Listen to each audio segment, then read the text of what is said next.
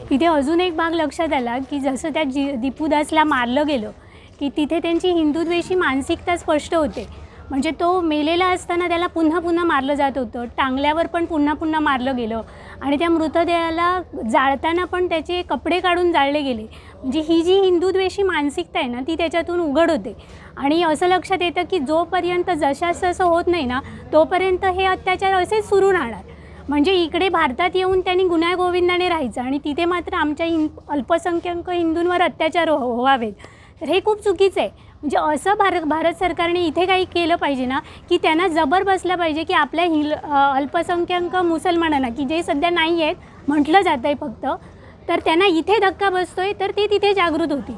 तर तितकं तीव्रतेने सरकारने ते लक्ष घालावं आणि फक्त सरकारनेच नाही तर सर्वसामान्य हिंदूंनी पण, सर्वसामान्य भारतीयांनी पण हा जो शत्रुबोध आहे ना तो लक्षात घ्यायला पाहिजे. जसं आपण मागे पण आवाहन केलेलं की आपण आर्थिक बहिष्कार त्यांच्यावर घातला पाहिजे, पण अजूनही हा भाग त्यांच्या लक्षात येत नाही. मगाशी या ताईंनी एक लक्षात आणून दिलं की तिथे काही महिला टॅटू गोंदवायला येतात आणि त्या महिला बांगलादेशी आहेत हे तिथे लक्षात येतं आहे आणि तरी हिंदू महिला युवक त्यांच्याकडे जाऊन टॅटू नोंदवतात, मेहंदी काढून घेतात. मग हा भाग जो आहे ना तर हा भाग लक्षात घेऊन आपण एका बाजूने सरकार पण कारवाई करेलच, त्यांनी करावं आणि सर्वसामान्य भारतीयांनीसुद्धा आर्थिक बहिष्काराचा जो शस्त्र आहे तर ते उचलून ना त्यांच्या लक्षात आणून दिलं पाहिजे, असं एक आम्हा सगळ्यांना वाटतं.